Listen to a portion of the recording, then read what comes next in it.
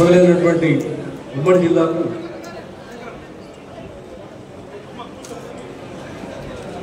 ఒక 10 నిమిషాలు ఉంటారు వీళ్ళంతా దరఖాస్తులు ఇవ్వండి.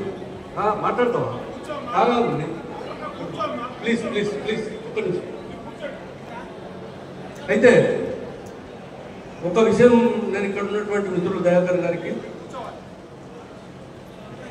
తర్వాత వేదిక పైన ఉన్నటువంటి మిత్రులు సంతోష్, శ్రీనివాస్, సత్యనారాయణ గారు, మరి మిగతా ఇతర మిత్రులందరికీ ఒకటే విజ్ఞప్తి. ఇప్పుడు 1700 1800 దరఖాస్తు పరాలు సంతోష్ గారు మరి వీళ్ళంతా చేతన్ చైతన్య మరి దయాకర్ గారికి ఇచ్చారు. ఈ 1700 ఫారాలలో మనం ఇచ్చే అవకాశాలు ఎన్నో నాకు తెలియదు.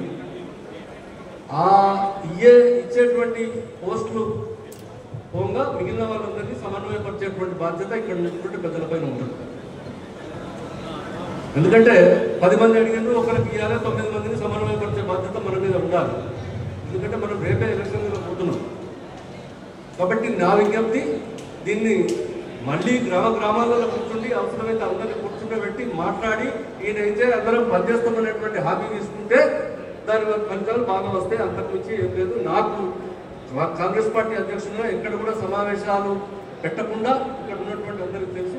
ఏ సమావేశంలో కూడా మిత్రులను, ప్రజలను, అక్కడ మన కార్యకర్తలందరినీ సమావేశపరిచి అందరూ ఏకాభిప్రాయం లేకుండా అందరినీ కూడకట్టుగా కలిసి కూర్చుని మాట్లాడి ప్రెసిడెంట్ ఎలక్ట్ చేసినాం.